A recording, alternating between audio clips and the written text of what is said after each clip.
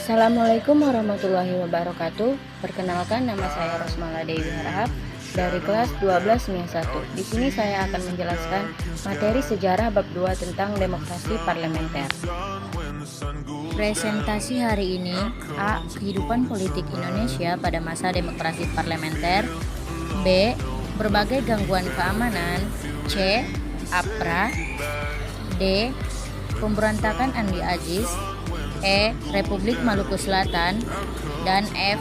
PRRI atau Permesta.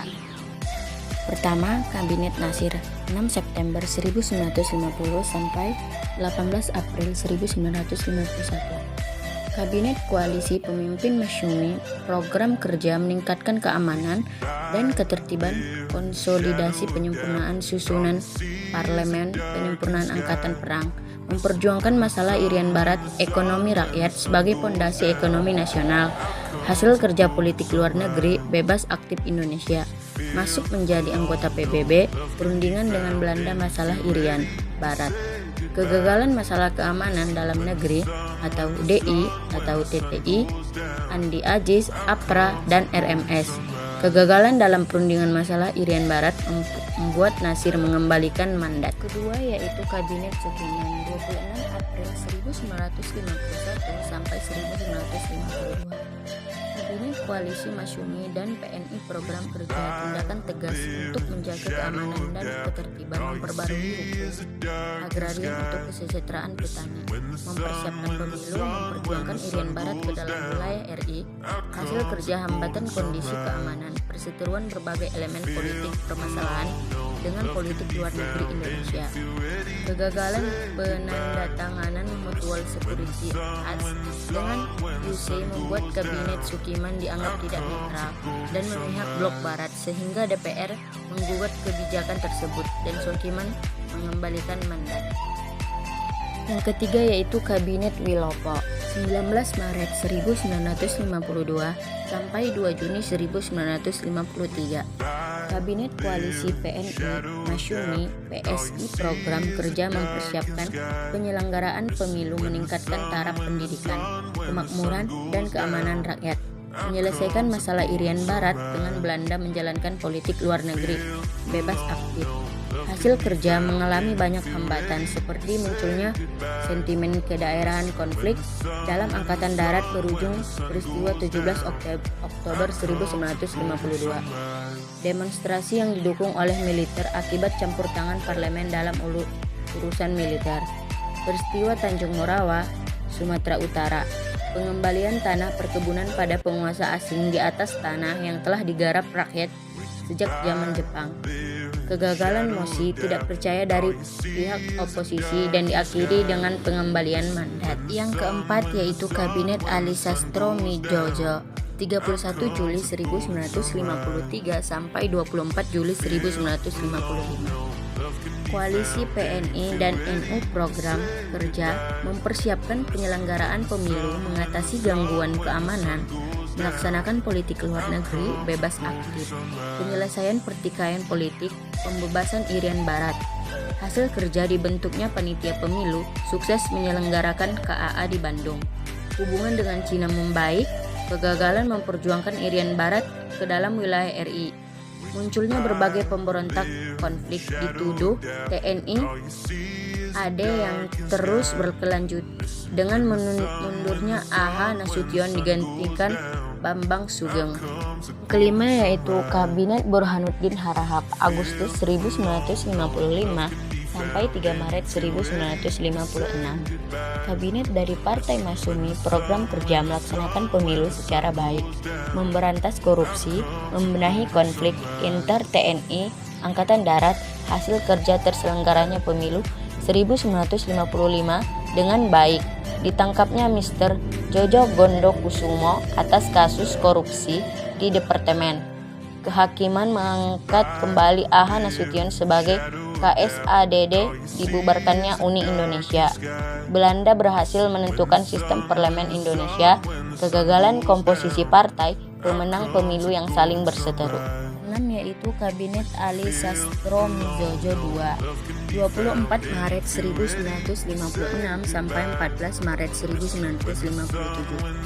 Kabinet Koalisi TNI, Masyumi dan NU Program Kerja memperjuangkan masalah Irian Barat, mempercepat pembentukan daerah otonom di Indonesia, meningkatkan kesejahteraan PNS dan buruh, menyeimbangkan APBN hasil kerja penandatanganan pembatalan KMB oleh Presiden Soekarno, beralihnya kepemilikan perusahaan milik Belanda, kepentingan Belanda diperlakukan sesuai hukum yang berlaku, kegagalan kekecewaan pemerintah daerah terhadap pemerintah pusat, munculnya sentimen anti Cina, munculnya gerakan separatis di berbagai daerah. Yang ketujuh yaitu Kabinet Janda atau Kabinet Karya 9 April 1957 sampai 10 Juli 1959.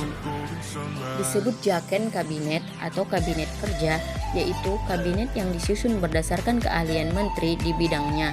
Program kerja pembentukan Dewan Nasional, normalisasi keadaan Republik, melancarkan pembatalan hasil KMB, memperjuangkan Irian Barat ke wilayah RI, mengintensifkan program pembangunan hasil kerja, pembersihan pejabat yang terbukti korup, melakukan konsolidasi dengan daerah agar tercipta normalisasi keamanan negara, ditetapkannya peraturan kelautan dalam deklarasi Juanda, kegagalan masih banyaknya pemberontakan dan gerakan separatis di daerah. Pemilu 1955 pemilihan umum diselenggarakan dalam 2 tahap, yaitu tahap pertama tanggal 29 September 1955 untuk memilih anggota DPR, tahap 2 tanggal 15 Desember 1955 untuk memilih anggota konstituante. Dalam pemilu 1955 ada 4 partai yang memperoleh suara terbanyak, yaitu Masyumi, PNI, NU, dan PKI. Kegagalan konstituante menyusun Undang-Undang Dasar baru. Konstituante beranggotakan 550 orang berdasarkan hasil pemilu, mulai bersidang 20 November 1956 untuk menyusun Undang-Undang Dasar dengan masa kerja tak terbatas. Setelah 3 tahun bekerja, konstituante gagal membuat undang-undang baru, disebabkan terdapat sikap mementingkan kelompok atau parpol yang ada dalam konstituante. Tidak ada konsensus di antara 3 kekuatan utama. Nasakom, kalangan ABRI mengusulkan agar kembali ke Undang-Undang Dasar 1945, namun gagal. Walaupun setiap voting selalu dimenangkan kelompok yang pro, tetapi tidak memenuhi quorum 2/3 anggota, sehingga hasil voting tidak dapat dilaksanakan. Kehidupan ekonomi pada masa demokrasi parlementer. Pada masa parlementer ditandai dengan kebijakan nasionalisis ekonomi. Gunting Syarifuddin Manke Syarifuddin Prawiranegara memotong uang dengan memberlakukan setengahnya untuk mata uang yang bernilai 2,50 ke atas untuk merangsang ekspor. Nilai tukar rupiah diubah dari 1 US dollar sama dengan 3,80 menjadi 1 US dollar sama dengan 7,60 ekspor.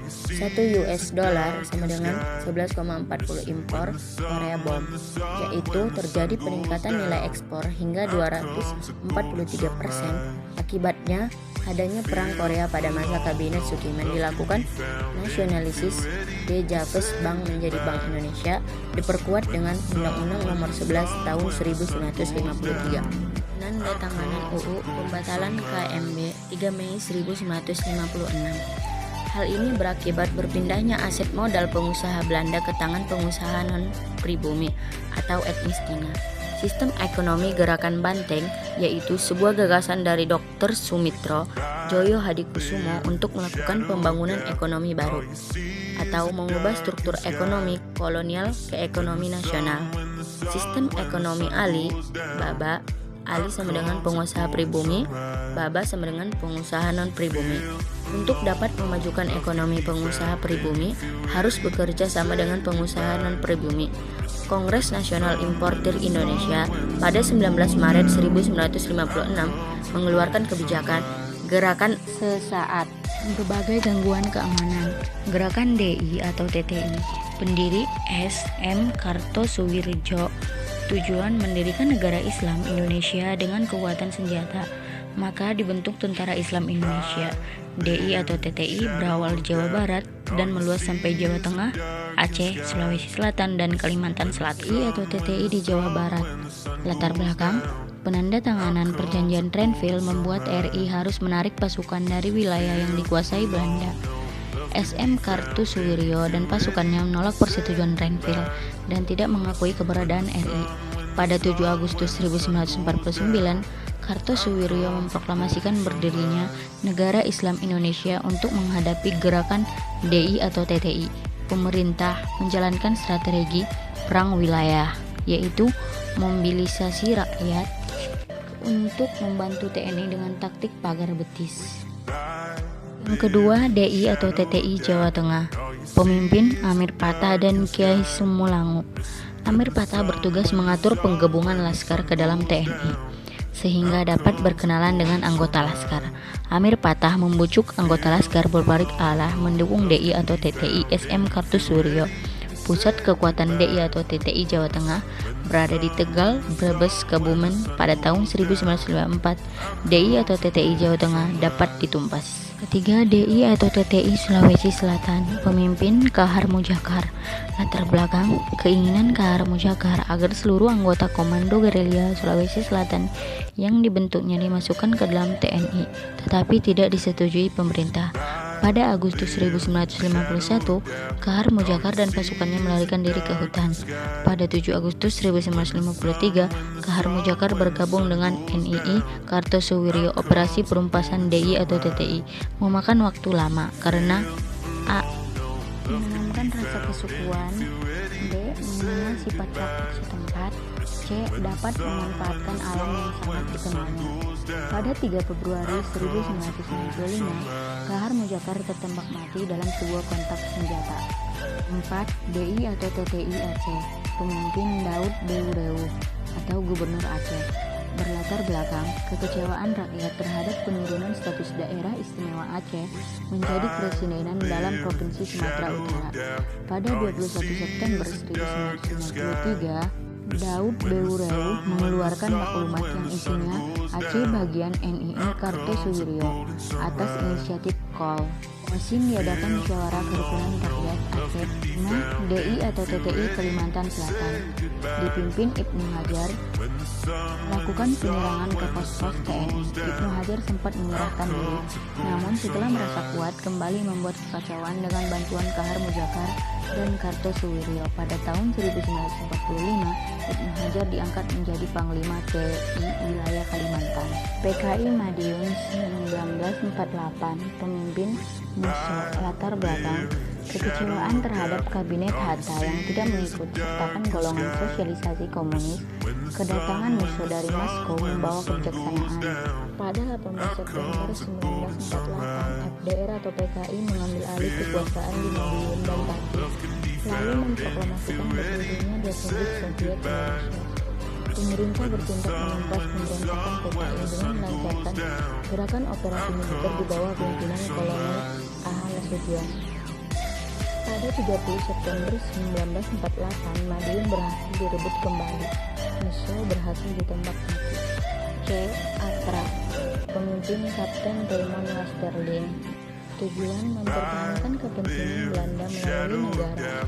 Boneka ciptaannya dalam sistem negara federal. Pada 23 Januari 1950, pasukan APRA menyerbu kota Bandung dan menduduki kantor staf divisi Siliwangi. Langkah yang diambil pemerintah Haris mengirim bantuan pasukan ke Bandung mengadakan perundingan dengan komisaris tinggi Belanda di Jakarta. Hasilnya, komandan pasukan Belanda mendesak Westerlin meninggalkan Bandung pada sore hari. Itu juga pasukan APRA berhasil dilumpuhkan. Pemberontakan Andi Aziz. Pemimpin Kapten Andi Aziz. Berlatar belakang, suasana panas kota Makassar akibat demonstrasi pro kontra anti negara federal dan isu ditempatkannya pasukan dari Jawa di bawah pimpinan H.E. Puorong akan mendesak Andi Agis dan pasukannya. Pada 5 April 1950, pasukan Andi Agis menyerang dan menduduki kota Makassar. Setelah itu, Andi Agis mengeluarkan ultimatum, yaitu negara Indonesia Timur harus tetap dipertahankan agar tetap berdiri menjadi bagian dari RIS. Pemerintah RIS mengeluarkan ultimatum. Andi Agis melakukan lapor diri ke Jakarta dalam tempo 4 kali 24 jam.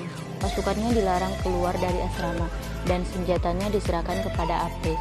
Karena ultimatum tidak dipenuhi, maka pasukan gabungan APRIS di bawah pimpinan Kolonel A.E. Kawilarang dikerahkan ke Sulawesi Selatan. Angkatan Laut mengarahkan kapal perang Hang Tuah, Banteng, dan Raja Wali. Angkatan Udara membantu dengan beberapa pesawat pembom B-25 Michel. Pada 15 April 1950, Andi Agis menyerah dan dibawa ke Jakarta. Republik Maluku Selatan, pendiri Mr. Dr. Christian Robert Stephen. Sumupil pada tanggal 24 April 1950 diproklamasikan Republik Maluku Selatan. Pemerintah mengirimkan tokoh asli Maluku seperti Dr. Leimana namun gagal. Sumukul bahkan meminta pengakuan dari Belanda, UC dan Yunsi. Pemerintah RIS mengirim operasi militer di bawah pimpinan Kolonel A.E. Kawilarang. Pada 3 November 1950, pasukan APRIS mendarat di Ambon untuk merebut benteng New Victoria.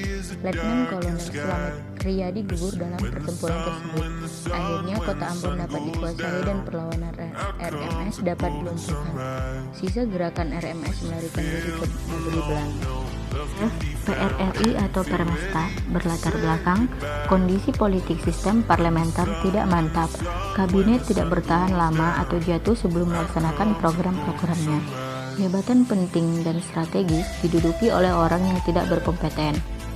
Reuni Dewan Benteng menyepakati bahwa proses pembangunan, potensi dan kekayaan daerah akan digali semaksimal mungkin berdasarkan otonomi daerah yang seluas-luasnya.